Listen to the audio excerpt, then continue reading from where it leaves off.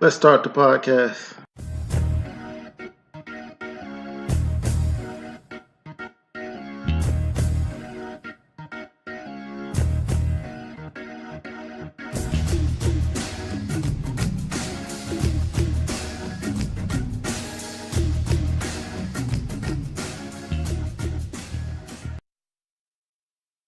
Cliff Jacks here with you.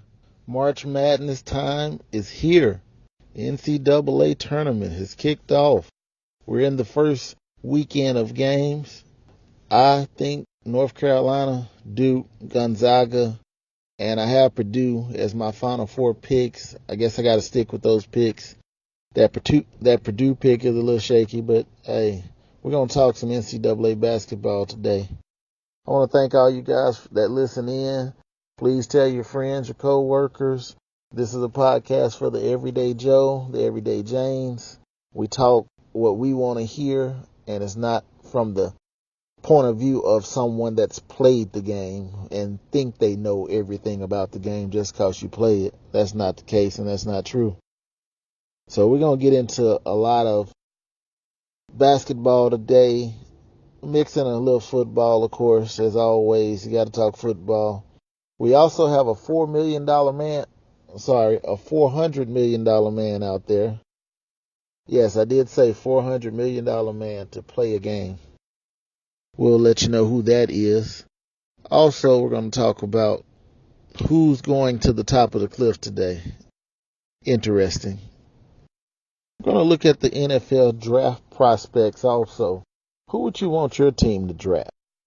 I kind of got an idea on who my GM for the Broncos is going to draft. Whether that's the person I would want him to draft or not, that's a different story. But hey, he has the power, not me. Let's get into it. Off the Cliff Sports.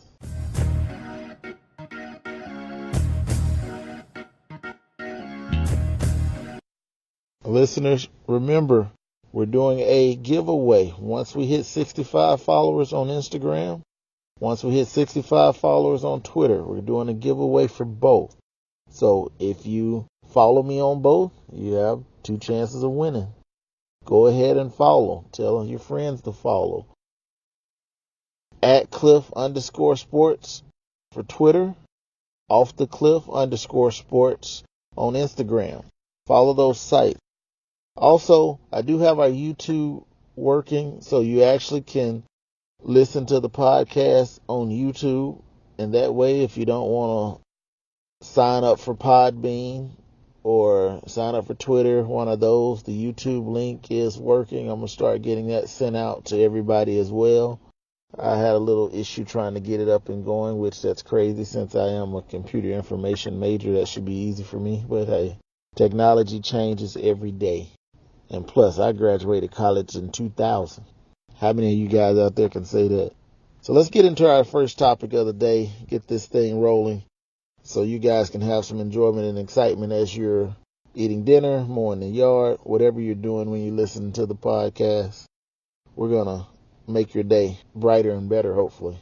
Informative. Let's put it that way. We're going to make your day informative.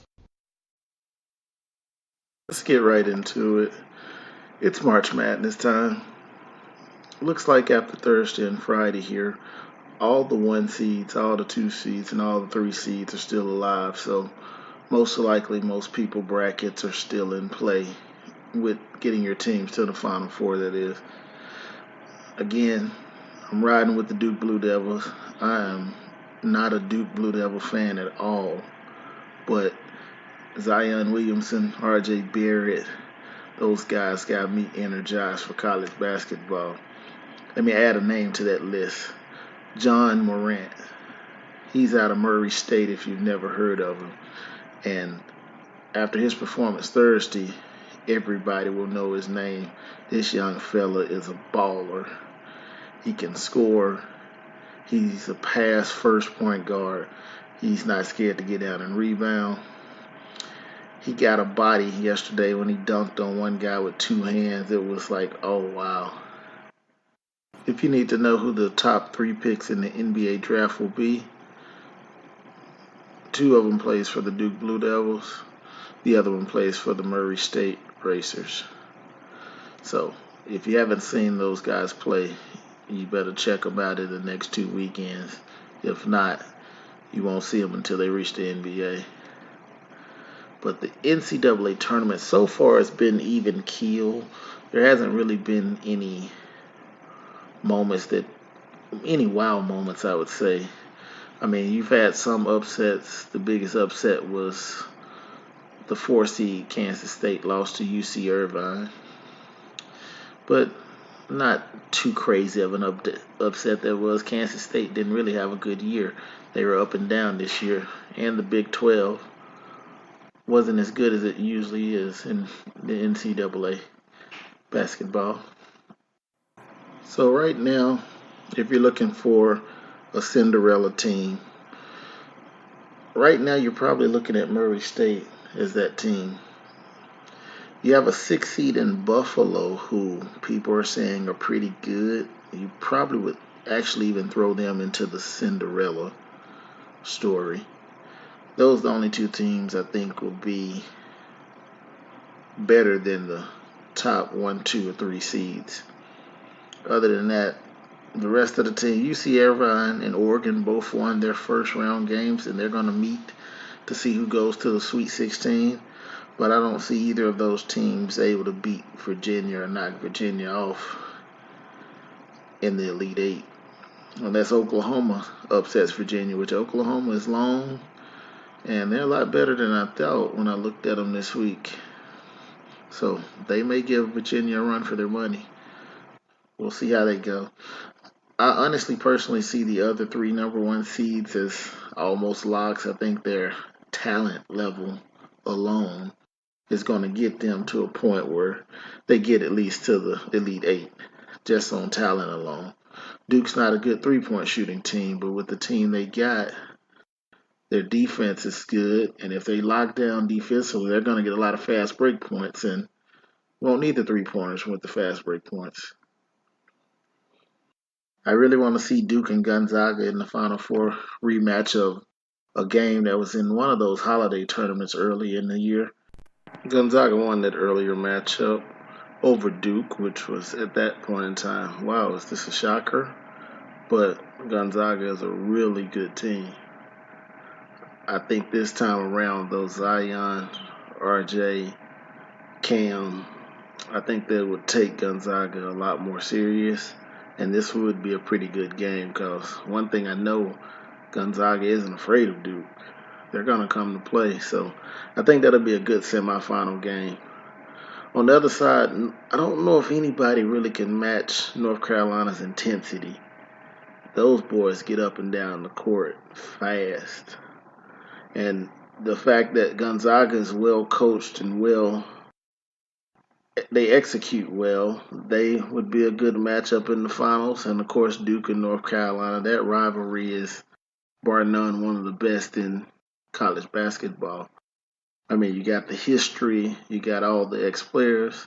Michael Jordan, the greatest of all time. Then you got Grant Hill over at Duke, Christian Laettner from Duke. North Carolina, you got Kenny the Jet Smith. Got a lot of players that'll be interested, and that game will be talked about, and it will be hyped, very hyped if that's the championship game. I think the committee knew what it was doing when it placed them on different sides of the bracket because they know what the end game they wanted to see. Hopefully we will get to see it because there's a lot of professional draft picks in that game, will be in that game. And this would be the second time Zion actually got to play against North Carolina, which he totally made a difference when he's on the court compared to the 2 games where he didn't get to participate. We'll see, though. We have about 2 more weeks before the Final Four gets around. A lot of college ball before that, a lot of possible chances for upsets. I just don't see many upsets this year, unlike others. But you never know in college basketball. You never know. Somebody might have a glass Air Jordan, not a glass slipper, glass Air Jordan. The women's kickoff Friday night, so their NCAA's tournament starts Friday, and they'll start picking up. We'll see how that plays out as well. My sleeper pick for the title champ will be the Mississippi State Bulldogs. We'll see if they can get past Connecticut and Baylor and get that trophy. On to professional sports. There's been a lot of talk about LeBron James. LeBron James has been getting the rough end of the stick. People are saying, is he washed? People are saying he looks bad. People are saying he doesn't care. But let's just be real about this, folks. Everybody know right now that the Los Angeles Lakers are in tank mode. No matter what anyone says, they're not trying to win games because the more games you lose, the better draft pick you get. So, one, they could use that draft pick in trade scenarios. Two, depending on what pick that is, they might get that draft pick and use as the player that they can get. If somehow the Lakers end up with a top 3 draft choice, to me they get Zion Williams, R.J. Barrett, or Mr. Martin from Murray State. So if I'm able to get one of those 3 players, I'm very happy. But LeBron James is the best player in the NBA. And even if he is starting to lose a step, which, hey, he's been playing for a while now, he's still, as Chris Broussard said, one of the top 5 players in the game, hands down. But he know what time it is. Why put all your energy and effort at this point in the season when you know what your ownership wants to do right now? I need people to back off the king because 9 straight NBA finals, no one else is going to do that. Again, no one else is going to do that. I don't see it happening. If you can see that happening, you are a fortune teller. But we're not going to talk a lot about LeBron and the NBA today. There's no reason to. We got about 10 games left in the season for most teams, and we're winding down on playoff positioning and so forth. One team, my favorite team, Oklahoma City's in a little drought. They had fell from the 3rd position to, as of, I think, Wednesday night, they were in 8th in the West. You don't want to be 8th in the West. 8th in the West plays Golden State in the first round. I'm not scared of Golden State if I was these teams, but I wouldn't want to play them in the first round. I want them to get some games under their belt and a little wear and tear before I have to go up against them. So the West is going to be fun, I think. The East, Milwaukee Bucks, Toronto Raptors, Philadelphia 76ers, Boston Celtics. One of those 4. If you put it in my hands, I'm going with Toronto to come out the West. Milwaukee had a bad injury with their point guard going down 4 to 6 weeks out. That's going to hurt them a little bit. I just think Philadelphia, with Ben Simmons not being able to shoot outside of 8 feet from the goal, I don't think he's going to help them get to the finals. Boston, I don't know about Boston. To me, Boston is a very up and down team. A couple weeks ago, I said I don't think they have a chance to get there. I don't know. I mean, they do have Kyrie. They have a lot of young studs. They haven't really meshed well this year, but hey, maybe they can turn it. Maybe they can hit that switch and things start working as they should. We'll see how that plays out. You're listening to Off the Cliff Sports with your host, Cliff Jacks. Once we come back from this short break, we're going to talk a little bit about privilege. Marinate on that for a second. Be right back.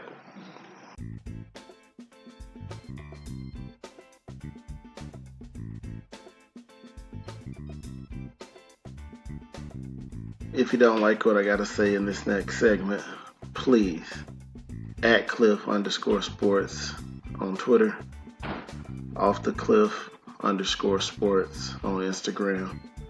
Let me know how you feel.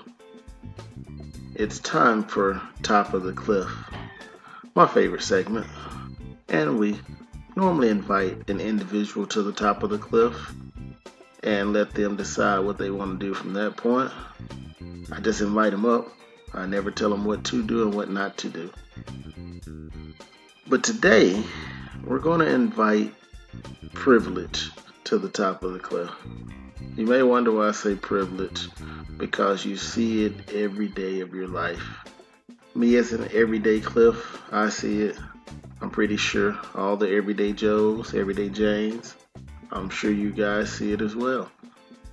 The reason we're doing privilege today because there's so much of it bearing its nasty eyes and nasty self on us. For example, let's go through a few of those privilege moments and individuals. Robert Kraft, billionaire owner of the New England Patriots. He's been granted an opportunity to get his charges dropped if he says he apologized and that he did the crime that people say they have caught him on tape doing. So this individual will get his charges dropped just by saying, yes, I did it. I was caught in a bad situation. It was me. And I'm sorry. All he has to do that and no charges filed, which means no jail time, no fines, no probation. I call it privilege. You can call it what you want, but it's privilege. Let's go ahead for the next example. This one here really hits deep. Blake Bortles, one of the worst quarterbacks in the NFL, he got cut by the Jacksonville Jaguars. Within 7 days, Blake Bortles had another job. You heard me. Blake Bortles had another job within 7 days. Colin Kaepernick is way better than Blake Bortles. Colin Kaepernick probably is way better than half the NFL quarterbacks, and he doesn't have a job. Which, personally, I know he's not going to probably ever play in the NFL again because of what he put the NFL ownership through. But it shows you privilege. Ryan Fitzpatrick has another job. Ryan Fitzpatrick has played for, I think, 8 teams. He's making money left and right. No matter how many interceptions he threw, he's still getting jobs. And most likely, he's going to be the starting quarterback for the Miami Dolphins. Wow. I mean, Fitzmagic was kind of exciting this past season in the NFL. He had like 3-4 games in a row where he threw for a bunch of yards, a bunch of touchdowns. But we all know once in a time there will come a point where Ryan Fitzpatrick becomes the real Ryan Fitzpatrick and interceptions start flying. One after another, after another, after another. But Ryan Fitzpatrick did get another job. Another sign of privilege. It bears its head all over the place. Just cutting away from sports for one moment. We have an incident in the Dallas area where I'm from, where a young man got into it with this young lady because she accidentally drove down the wrong road and kind of blocked him in. Now, I don't know what all escalated in the situation, but I know at one point the young man pulled a gun out. The young lady tried to call the police with her phone. He knocked the phone out of her hand, and he proceeded to punch the young lady about 5-6 times in the face. This gentleman was arrested and released with no bail and only charged with misdemeanor crimes. I'm going to call that privilege also.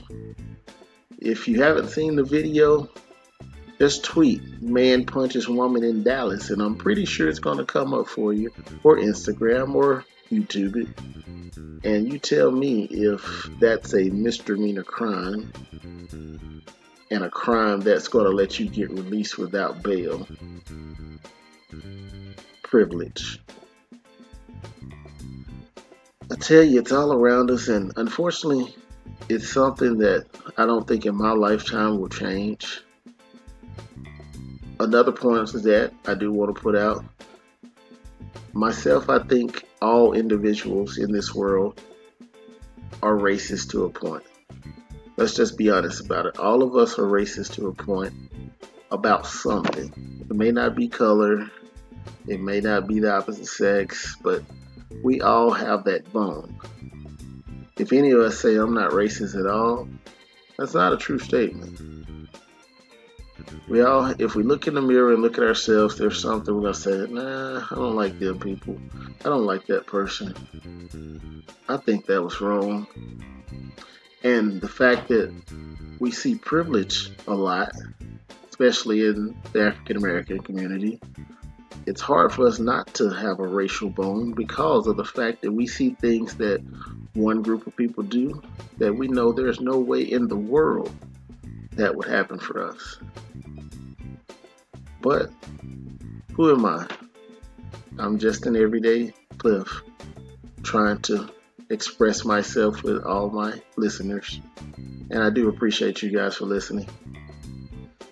I hope this Top of the Cliff episode didn't bore you. I hope it gave you some knowledge. And I'm glad we could talk about it. So, I want privilege to come to the top of the cliff. And I actually want privilege to jump off the cliff. Let's be honest about it. We want to get things on an even keel, level playing surface for everybody. That's how things should be. That was Top of the Cliff for you guys. We're going to talk about our $400 million man when we come back. Talk to you in a moment. Off the Cliff Sports. We're here.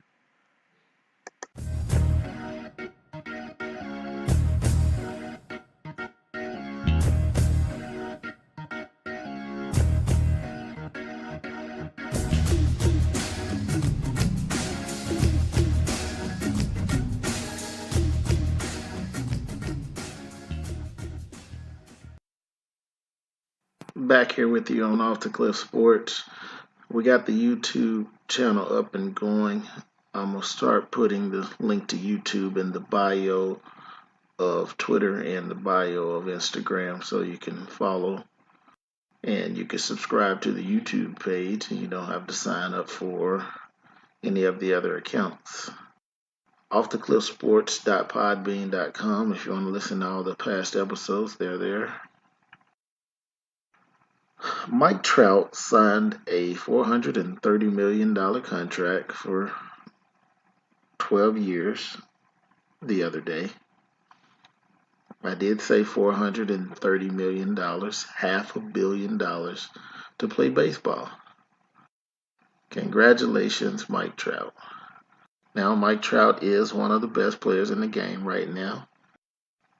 Himself, Manny Machado, who signed an over $300 million contract, and Bryce Harper, who signed a over $300 million contract. Those guys are the baseball studs at the moment. I personally don't think any of those guys will ever be able to shine Barry Bonds' shoes or Ken Griffey Jr., who I think probably are two of the best people to ever play the game.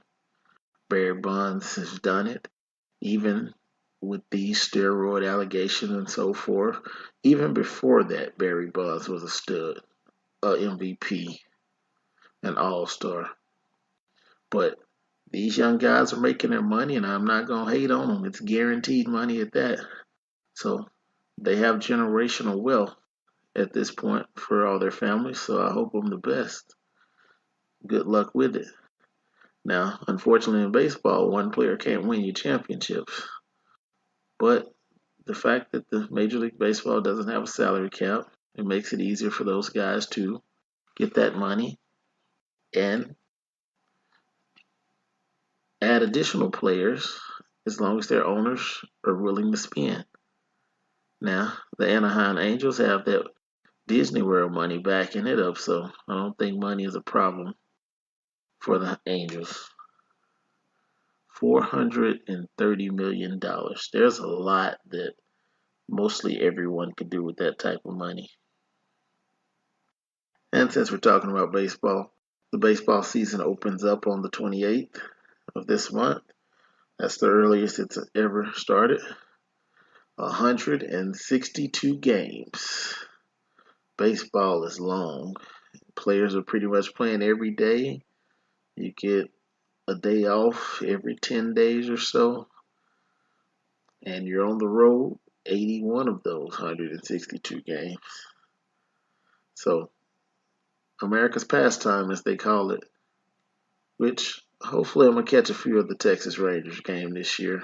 They open up a new indoor stadium next year, so I'm definitely going to catch more games next year because it's really hot in Texas and the baseball games, they're burning up out there. Can't wait to see the new indoor stadium. The drawings of it look pretty nice. Looks like it's going to be a pretty nice place to go catch a game. So if you're in the Texas area or if you're one of those fans that like to go stadium to stadium, you better come check it out. I really can't tell you at this point who I would say is the favorites in baseball this year. Bryce Harper and the Phillies look like they have a pretty good team that's going to be taking the field this year. The Houston Astros, right now, you kind of always got to put them in the mix because they're really strong and they built from the ground up. If they can make sure they sign a couple of these pitchers that they have on staff, they could be the team to beat. That's baseball for you. The NHL, just like the NBA, their season is winding down as well, getting close to playoff time, the time where everybody pays attention because playoff is exciting, you know. You lose a couple games, your team could be going on. So I'll give you more on who's in the playoff and who's not next week for both the NHL and the NBA. We'll make sure we get those standings or playoff seedings if they've been set yet, or if we can estimate who's going to be in those positions. I'll make sure I have that info for you as well. This week, I mean, with the NCAA tournament starting, the news has kind of been light. Everybody knows it's college basketball time to take center stage, so everything else kind of falls to the wayside. The Valspar Championship is going on on the PGA Tour. Our guy Tiger isn't playing, so of course viewership of that will be down. No Tiger, no excitement. But he does plan on playing in the upcoming major, so that's a great thing for golf and for us fans that like to watch it, casual fans and hardcore fans. All right, guys, we're going to come back and get some quick takes for you, and we're going to get you out of here kind of early today. No reason to make it linger. We don't have a lot of information and a lot of things to talk about. Next week, we are going to talk about football, the NFL draft. I know my good old friend A-Train, he has some opinions. He's a Cowboy fan, of course, so he's going to let me know who he thinks the Cowboys should draft. But we all know Jerry Jones and Stephen Jones, they're going to pick a lineman. They want another offensive lineman, so they'll be able to run the ball, but at the end of the day, that's not going to help you put points on the board. We'll be back in a second with quick takes and, of course, the quote of the day. Off the Cliff Sports. Quick take time. Shaquille O'Neal has been appointed as a board member to the Papa John's franchise. He also is bought ownership into 9 locations in the Atlanta area. Papa John's has been struggling since their old owner made a lot of racial comments over the last year to 2 years, and franchises went downhill because there is times when privilege can backfire on you and people turn against you. I haven't eaten at Papa John's in probably 8 months, and I don't really plan on eating there anymore. Got a lot of pizza places to choose from out there. So good luck with Shaq in another money-making business. Shaq also opened up a restaurant called Shaquille's in LA not too long ago. Big man knows how to use his money and make it into more money. Good luck, Shaq. He has a lot of kids, so he probably do need to make that money. In the NFL, the Saints are about to sign Jared Cook. Jared Cook had a great year for the Raiders last year, and now he's going to go over there and give Drew Brees another weapon. So that will definitely open the eyes of a lot of people. Can Drew Brees get enough weapons to replace Mark Ingram? So Jared Cook, Latavius Murray, you guys are up. I know we have a lot of Saints fans, and we'll see if they have a chance to get back to the Super Bowl after the NFL decided to take the Super Bowl away from them this year. I'm just saying what everybody saw. Also, the NFL draft is coming up soon. My Denver Broncos GM, John Elway, most likely is going to try to pick Drew Lock, quarterback out of Missouri. I've seen Lock play a few times. He can throw the ball well, but I don't know if Lock is that quarterback that can get the Broncos back to where we need to be. I personally would like to see Dwayne Haskins in a Bronco uniform, but I know the Broncos definitely need offensive linemen. We also need middle linebacker play. So, like I said, next week I'm gonna try to get into a little more NFL draft with A-Train, see what he says, see who he thinks are gonna be the Cowboys' top pick and some of the other teams that most of us care about in the league. We'll see how that goes around. Little other news for you. The chef called in and gave me his final four picks for this year. He's actually going with Duke, North Carolina, Gonzaga, Duke, North Carolina, Gonzaga, and Virginia. So he actually has all four number one seeds making it to the Final Four. Also, I had a Kansas City Chiefs fan call in by the name of Ryan.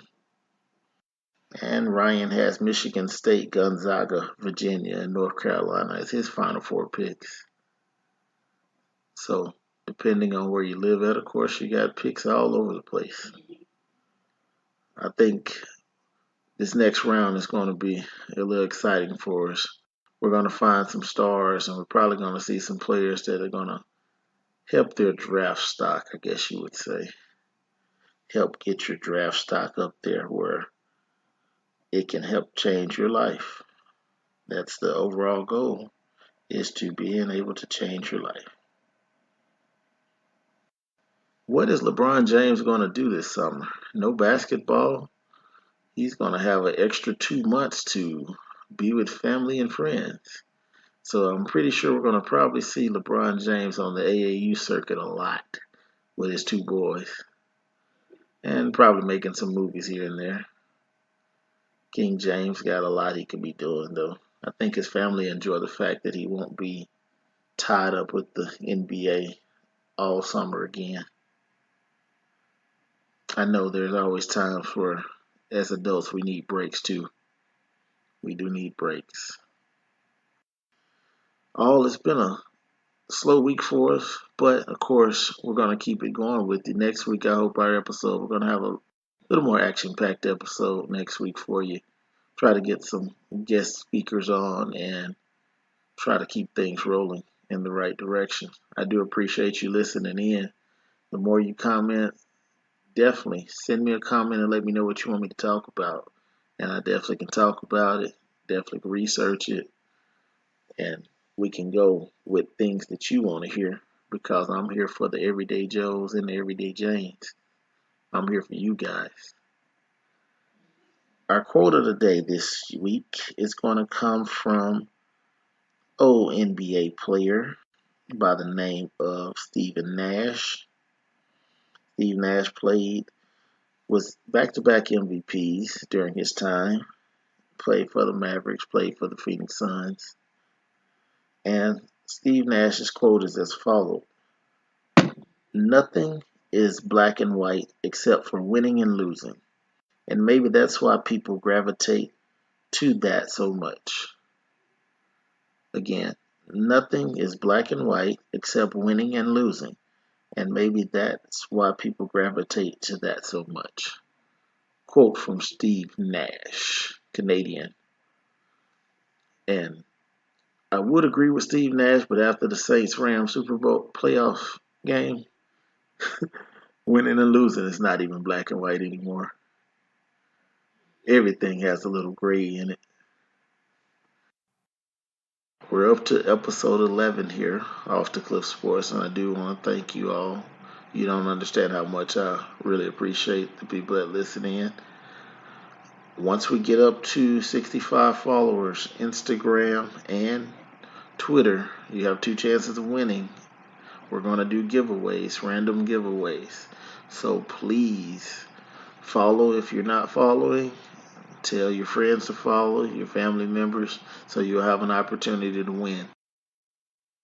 And it's just appreciation, something that we want to do from Off the Cliff Sports to you. It's March Madness time. I hope you guys are tuning in to some of the good college ball and supporting those young student athletes. This is Cliff Jacks, Off the Cliff Sports, signing off until next week. Peace.